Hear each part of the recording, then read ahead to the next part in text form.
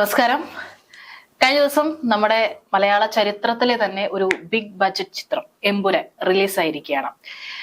ഒരുപാട് ഈ ഒരു റിലീസിന് മുൻപും പ്രശ്നങ്ങൾ ഉണ്ടായിട്ടുണ്ട്.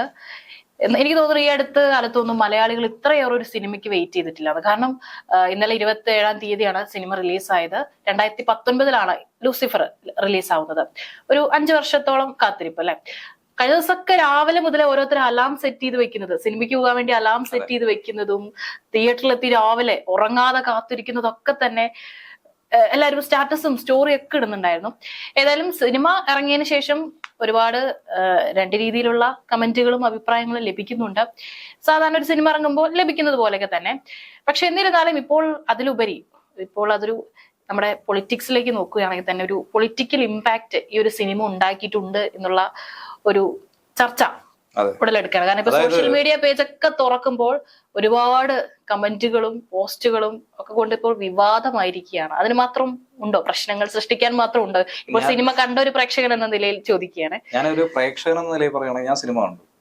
പിന്നെ ഈ പറയുന്ന വിവാദങ്ങൾ അടിസ്ഥാനരഹിതമാണെന്ന് ഞാൻ പറയത്തില്ല.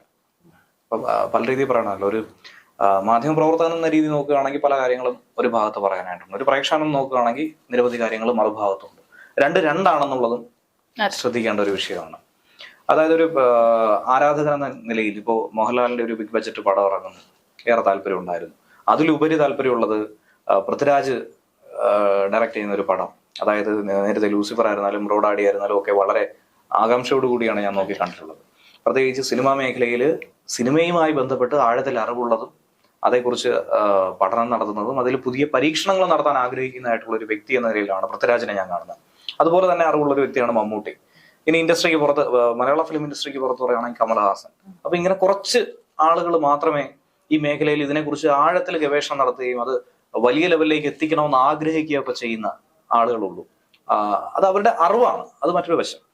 പക്ഷെ പൃഥ്വിരാജ് ഇതിനകത്ത് മറ്റൊരു സൈഡിൽ നിന്ന് മാധ്യമപ്രവർത്തനമായി നോക്കുകയാണെങ്കിൽ പൃഥ്വിരാജിന്റെ കുറച്ച് രാഷ്ട്രീയം ഇതിലൂടെ അവതരിപ്പിക്കാനായി ശ്രമിച്ചിട്ടുണ്ട് എന്നുള്ളത് യാഥാർത്ഥ്യമായിട്ട് എനിക്ക് തോന്നിയിട്ടുണ്ട്. കാരണം ഇതിലിപ്പോ പ്രധാനമായിട്ട് ഉയർന്നു കേൾക്കുന്നത് സംഘമിത്രങ്ങളൊക്കെ തന്നെ ഇതിനെ ബഹിഷ്കരിക്കാൻ ആഹ്വാനം ചെയ്തിട്ടുള്ളതാണ്. ഇനി ഒരു യാഥാർത്ഥ്യം പറയട്ടെ, BJP നേതൃത്വം ഇതുവരെ ഇതിനെ ബഹിഷ്കരിച്ചിട്ടില്ല. BJP പ്രമുഖ നേതാക്കളൊക്കെ പറയുന്നത് ഇതിനെ ഒരു സിനിമയായി മാത്രം കണ്ടാൽ മതി, അതിനെ രാഷ്ട്രീയവൽക്കരിക്കേണ്ട കാര്യമില്ലെന്നാണ്. അതായത് BJPക്ക് ഇതിനെ നിരോധിച്ചിട്ടോ ഇതിനെ ബഹിഷ്കരിച്ചിട്ടോ പ്രത്യേകിച്ചൊന്നും കിട്ടാനില്ല. പക്ഷെ മറുഭാഗത്ത് ചിലരൊക്കെ തന്നെ ഇതിനെ ബഹിഷ്കരിക്കുന്നുണ്ട്. ഇപ്പോൾ സംഘപരിവാർ പ്രവർത്തകരായിക്കോട്ടെ, അതുപോലെ RSS പ്രവർത്തകരായിക്കോട്ടെ, അവർക്കൊക്കെ ചില രീതിയിൽ അവരെ കൊള്ളുന്ന രീതിയിലുള്ള ചില സംഭവങ്ങൾ ആ സിനിമയിൽ ഉണ്ടായിട്ടുണ്ട്. യാഥാർത്ഥ്യം തന്നെയാണ്. അതായത് ഇതിനെ എല്ലാവരും ചേർത്ത് വെച്ച് വായിക്കുന്ന ഗുജറാത്ത് കലാപമായിട്ട് ബന്ധപ്പെട്ട അത് ചിത്രം പറയുന്നതും അതിനെ ആസ്പദപ്പെടുത്തി ഉണ്ടായ അവിടുന്ന് വളർന്നു വരുന്ന ഒരു കഥയായിട്ട് തന്നെയാണ് ഈ ചിത്രം തുടങ്ങുന്നത്. ലൂസിഫറിനെ അപേക്ഷിച്ച് നോക്കുമ്പോൾ ഈ L2 എമ്പുരാൻ ഒരു വ്യത്യസ്ത പ്ലോട്ടിനാണ് ആരംഭിക്കുന്നത് തന്നെ. പിന്നെ പല രാജ്യങ്ങളിലേക്ക് പോകുന്നു. എല്ലാവരും പറയുന്ന പോലെ ഒരു ഇന്റർനാഷണൽ ടൂറാണ് ഈ സിനിമ. ഏറ്റവും അവസാനം ഒരു സ്പോയിലർ അല്ല, എന്നിരുന്നാൽ പോലും ഞാൻ പറയുകയാണ്, ഇത് കേട്ടെന്ന് വെച്ചിട്ട് പ്രേക്ഷകർക്കൊന്നും സിനിമയുടെ ആ ഒരു, എനിക്കറിയാം കൃഷ്ണന്ത് കണ്ടിട്ടില്ല, കാണാൻ പോവുകയാണ് ഇപ്പൊ. അപ്പൊ അതൊന്നും നഷ്ടപ്പെടൂല. അവസാനം പല രാജ്യങ്ങളിലേക്ക് എത്തിച്ചേരുന്നുണ്ട്. അപ്പോൾ അതൊക്കെ തന്നെ സിനിമയെ സംബന്ധിച്ച് ആവശ്യമായിട്ടുള്ള ചില വിഷയങ്ങളാണെന്ന് തന്നെയാണ് ഞാൻ മനസ്സിലാക്കുന്നത്. മോഹൻലാലിനെ സംബന്ധിച്ച് നോക്കുകയാണെങ്കിൽ നമ്മുടെ പഴയകാല മോഹൻലാൽ തിരിച്ചു വന്നു എന്നുള്ളൊരു അനുഭൂതിയൊക്കെ കിട്ടുന്നുണ്ട്. ആക്ഷൻ ഹീറോ ആയിട്ടും അതുപോലെ ആക്ഷൻ സീക്വൻസും മേക്കിങ്ങും അതൊക്കെ തന്നെ അടിപൊളിയാണ്, പറഞ്ഞറിയിക്കുന്നതിനപ്പുറമാണ്. പക്ഷെ തിരക്കഥയിൽ കുറച്ച് പോരായ്മ ഉണ്ടെന്ന് എനിക്ക് തന്നെ തോന്നിയിരുന്നു. ഒരു റിവ്യൂ ആയിട്ട് പറയാം. എന്നിരുന്നാലും മുരളി ഗോപിയുടെ ഭാഗത്തു നിന്നും കുറച്ചുകൂടി ആളുകൾ പ്രതീക്ഷിച്ചിരുന്നു. അതിൽ ഡയലോഗ് ഡെലിവറി ആയിരുന്നാലും പിന്നെ പ്രധാനമായിട്ട് പറയുന്നത് സ്ക്രീൻ പ്രസൻസിൽ മോഹൻലാലിന് കിട്ടിയ പോർഷൻസ് ഒക്കെ നന്നായിട്ട് ചെയ്തു. പക്ഷെ കുറച്ചുകൂടി ആവാമായിരുന്നു എന്നുള്ളൊരു കാര്യം പറയുന്നുണ്ട്. അനാവശ്യമായ കുറച്ച് കാര്യങ്ങൾ, ലാഗ് വന്ന കുറച്ച് സംഭവങ്ങൾ മാറ്റിയാൽ അത് ഈ പറയുന്ന വിവാദങ്ങളും ഒഴിവാക്കുമായിരുന്നു. തുടക്കം തന്നെ വിവാദത്തിൽ നിന്നാണ് തുടങ്ങുന്നത്. ടൈറ്റിൽ കാർഡ് കാണിച്ചതിലാണ്. ടൈറ്റിൽ കാർഡുമായി ബന്ധപ്പെട്ട് കുറച്ച് ചിത്രങ്ങൾ ഇതിനോടകം തന്നെ പുറത്തു വരുന്നുണ്ട്. അത് ഈ നമുക്കറിയാവുന്നതാണ്, 2002 ഫെബ്രുവരി മാസത്തിലുണ്ടായ ഒരു ദാരുണ സംഭവം. അന്ന് കർഷകരും അതുപോലെ തന്നെ ഹിന്ദുമത വിശ്വാസികളും സഞ്ചരിച്ച ട്രെയിനിന് നേർക്ക് തീയിടുന്ന ഒരു സംഭവം ഉണ്ടായി. അതിന് തൊട്ടടുത്ത ദിവസം ഉണ്ടായ ഒരു കലാപം. അതിൽ വലിയ നാശനഷ്ടം തന്നെയാണ് സംഭവിച്ചിട്ടുള്ളത്. കൃത്യമായിട്ട് നമ്മൾ പറയുകയാണെങ്കിൽ ഇപ്പോൾ ഫെബ്രുവരി 27-ാം തീയതിയാണ് ഗോദ്ര തീവണ്ടി കലാപം ഉണ്ടായത്. അപ്പം ഇതിനൊരു ഇതുമായിട്ട് ബന്ധപ്പെടുത്തണമെന്ന് ചോദിച്ചാൽ കൃത്യമായി എനിക്കും അറിയില്ല എന്ന് തന്നെയാണ് പറയേണ്ടത്. പക്ഷേ സിനിമയിൽ അത് പറഞ്ഞതുകൊണ്ട് മാത്രമാണ് ഞാൻ സൂചിപ്പിക്കുന്നത്. 28-ാം തീയതിയാണ് നരോദ പാട്ടിയ കലാപം ഉണ്ടായത്. അതിൽ ഏകദേശം 5000-ലധികം ആളുകളാണ് തടിച്ചുകൂടിയത്. 97ഓളം മുസ്ലിങ്ങളെ അന്ന് കൊല ചെയ്യപ്പെട്ടതായി പറഞ്ഞിരുന്നു. അതുപോലെ തന്നെ തലേ ദിവസം ഉണ്ടായ കലാപത്തിൽ ഏകദേശം 58ഓളം ഹിന്ദു സഹോദരിമാര്, കുട്ടികൾ ഇവരൊക്കെ തന്നെ കൊല്ലപ്പെട്ട ഒരു സംഭവം ഉണ്ടായിരുന്നു. അപ്പോൾ ഇതൊക്കെയാണ് ഒരു കോണ്ടാക്സ്റ്റ് ആയിട്ട് ഇതിനകത്ത് പറഞ്ഞിരിക്കുന്നത്. പക്ഷെ ഇതില് ഏത് കൂടുതൽ കാണിച്ചു, ഏതിനാണ് ഇമ്പാക്റ്റ് കൂടുതൽ കൊടുത്തത് എന്നുള്ളതാണ് ജനങ്ങൾ അളക്കുന്നതെന്നാണ് ഞാൻ മനസ്സിലാക്കിയത്. അതിൽ ചില പേരുകൾ, ചില കഥാപാത്രങ്ങൾ, ഇതൊക്കെ തന്നെയാണ് ചിലരെങ്കിലും വ്രണപ്പെടുത്തിയത്. പിന്നെ അതുപോലെ തന്നെ അതിനകത്തൊരു വില്ലന്റെ പേര് പരാമർശിക്കുന്നത്, ഇതിനോടകം തന്നെ എല്ലാവരും പറഞ്ഞു തുടങ്ങി, ബജ്രംഗി എന്ന് പറയുന്ന ഒരു പേര്. ഈ കേസുമായി ബന്ധപ്പെട്ട്, കലാപവുമായി ബന്ധപ്പെട്ട് അന്ന് അറസ്റ്റിലായിട്ടുള്ള വ്യക്തിയുടെ പേരും ബാബ ബജ്രംഗിയാണ്.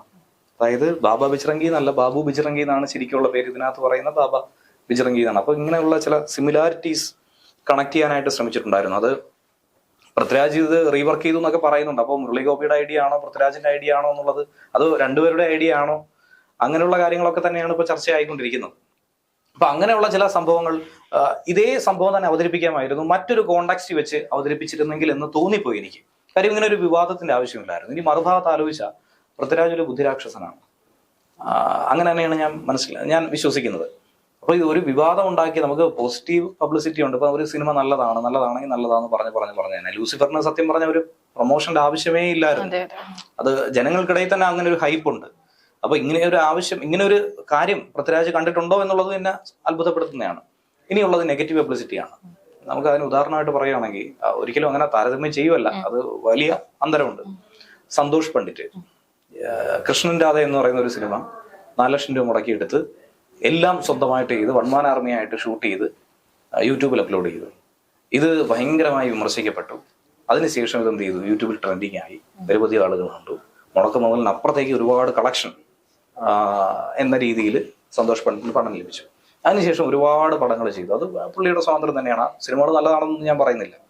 പക്ഷെ ഒരു നെഗറ്റീവ് പബ്ലിസിറ്റിയാണ് പുള്ളിയെ ഒരു ഫെയിം ഉണ്ടാക്കി കൊടുത്തത്. സെയിം രീതിയിൽ സിനിമകളിലും അങ്ങനെ ചില സംഭവങ്ങൾ ഉണ്ടാവാറുണ്ട്, വിവാദം ഉണ്ടാകുന്നു. ഇപ്പോൾ ഇതിനു മുമ്പ് തന്നെ കേരള സ്റ്റോറിയായിട്ട് ബന്ധപ്പെട്ട് വലിയ വിവാദം ഉണ്ടായിരുന്നു, കശ്മീർ ഫയൽസ് വന്നിരുന്നു. അപ്പം ഇങ്ങനെയുള്ള സിനിമകൾ, ഇതിനെ ബഹിഷ്കരിക്കാനുള്ള ആഹ്വാനം ഒരു ഭാഗത്ത് നടത്തുന്നുണ്ട്. അപ്പൊ അങ്ങനെ ചെയ്യുകയാണെങ്കിൽ തിരിച്ചു മറിച്ച് ഇപ്പുറത്തേക്ക് നോക്കുകയാണെങ്കിൽ ഇവർക്കും അതിനുള്ള അധികാരമില്ലേ എന്നൊരു ചോദ്യമാണ് ഇപ്പോൾ വരുന്നത്. അപ്പൊ ഇങ്ങനെ സിനിമകളെ ബഹിഷ്കരിക്കാനും സിനിമകളെ തള്ളിപ്പറയാനും അതൊരു ആവിഷ്കാര സ്വാതന്ത്ര്യമായി തന്നെ കാണണം എന്നാണ് പറയുന്നത്. പക്ഷെ അതിനിടയിൽ ഇത്തരത്തിൽ രാഷ്ട്രീയ പാർട്ടികൾക്ക് കൊട്ടു കൊടുക്കുമ്പോൾ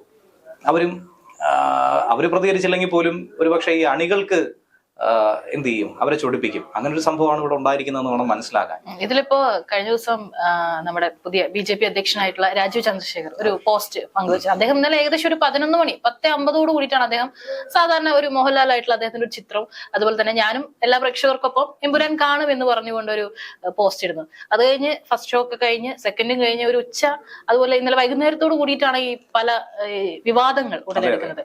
ഇപ്പോൾ ഈ BJPക്ക് ഉള്ളിൽ തന്നെ ഇത് ഇപ്പോൾ വേറെ കുറച്ച് BJPന്റെ പല പ്രമുഖരും ഇപ്പൊ അതെന്ന് വെച്ചാൽ ഇപ്പൊ MT രമേശ് ഉണ്ട്, മുതിർന്ന നേതാവാണ്. അദ്ദേഹത്തിന്റെ ഒരു അഭിമുഖമാണ് ഞാൻ രാവിലെ ആദ്യം കണ്ടത്. അദ്ദേഹത്തോട് ചോദിക്കുകയാണ്, അദ്ദേഹം സിനിമ കണ്ടിട്ടില്ല, അദ്ദേഹത്തോട് ചോദിക്കുകയാണ് ഈ സിനിമ ബഹിഷ്കരിക്കണ്ടേ എന്ന് ചോദിക്കുന്നു. അദ്ദേഹം പറയുകയാണ്, എന്തിനാണ് സിനിമ ബഹിഷ്കരിക്കുന്നത്, സിനിമ കാണാനുള്ളതല്ലേ, സിനിമ കാണുക.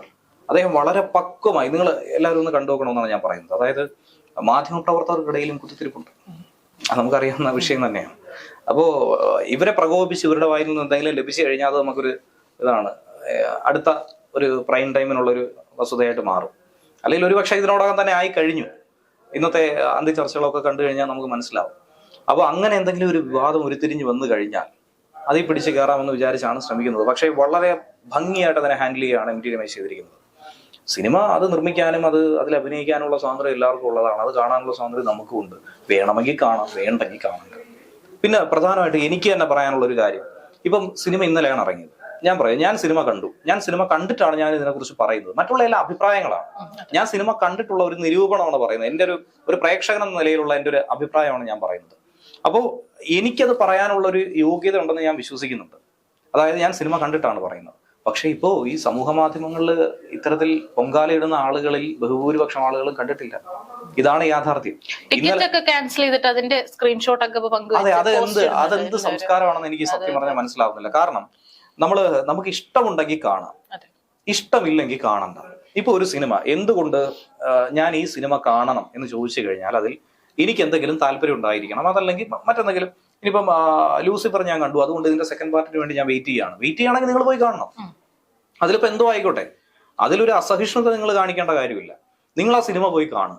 കണ്ടിട്ട് നിങ്ങൾക്ക് ഇഷ്ടമല്ലെങ്കിൽ നിങ്ങൾ എന്ത് ചെയ്യുക, അതിനെക്കുറിച്ച് അഭിപ്രായം പറയും. ഇനി ഞാൻ പോയി കണ്ടതില്ല, എന്റെ 150 രൂപ തിരിച്ചു തരും എന്നൊക്കെ ചോദിച്ചു കഴിഞ്ഞാൽ അത് അങ്ങനെയുള്ള ഒരു സിനിമ കാണണ്ട.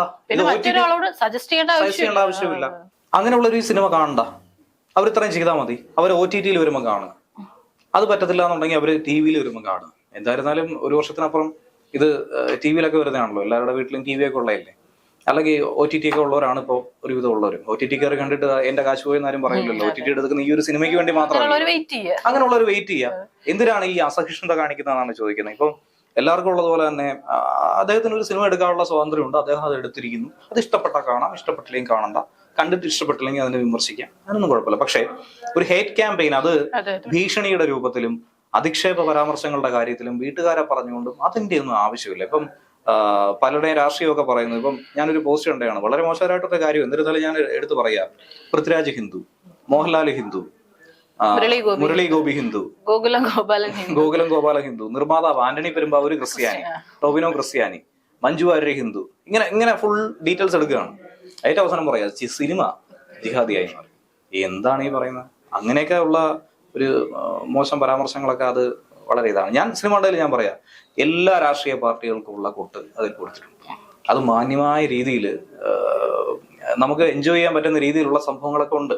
പക്ഷെ ഒരു പരിധിക്ക് അപ്പുറത്തേക്ക് ചില സംഭവങ്ങളൊക്കെ പോയിരുന്നു എന്നുള്ളത് ഞാനും അംഗീകരിക്കുന്നതാണ്. പക്ഷെ അത് കുറച്ചുകൂടെ ഒന്ന് ലിമിറ്റ് ചെയ്യായിരുന്നു. ഇപ്പം സമാനമായ കുറച്ച് പേരുകളും ചില സംഭവങ്ങളും, അതായത് ഇത് നടന്നത് അഹമ്മദാബാദാണ്. ഞാൻ ഈ സിനിമയുടെ ഇത് കണ്ടപ്പോൾ നമ്പർ പ്ലേറ്റ് ശ്രദ്ധിച്ചിരുന്നു. അത് AH എന്ന് നടന്നു. കേരളത്തിൽ അത് ഏത് സംസ്ഥാനം ഞാൻ ഇങ്ങനെ ആലോചിച്ചുകൊണ്ടിരിക്കുവായിരുന്നു. അപ്പോഴാണ് നമുക്ക് വേണമെങ്കിൽ അങ്ങനെയൊക്കെ കൂട്ടി പറയാം, അത് സ്വാതന്ത്ര്യമാണല്ലോ. നമുക്ക് ഈ സിനിമ കണ്ടിട്ട് ഇതിനെ ഡീകോഡ് ചെയ്തെടുക്കുന്ന ട്രെയിലർ ഡീകോഡ് ചെയ്ത് തുടങ്ങും. അപ്പോൾ സിനിമ കണ്ടിട്ട് നമുക്ക് ഡീകോഡ് ചെയ്യാവുന്ന ചില കാര്യങ്ങളുണ്ട്. അപ്പോൾ ഇങ്ങനെയുള്ള ചില സംഭവങ്ങളുണ്ട്. അതൊക്കെ കുറച്ചുകൂടി പക്വതയോടുകൂടി കൈകാര്യം ചെയ്യാമായിരുന്നു എന്നൊരു അഭിപ്രായം എനിക്കുണ്ട്. എന്നിരുന്നാലും സിനിമ മൊത്തത്തിൽ പറയുകയാണെങ്കിൽ കുഴപ്പമില്ല, കണ്ടിരിക്കാം. മേക്കിംഗ് അസാധ്യമാണ്. മോഹൻലാലിനെ കാണാനായി വരുന്നവർ മോഹൻലാലിന്റെ പോർഷൻസ് എല്ലാം ഭയങ്കരമായി ഇഷ്ടം.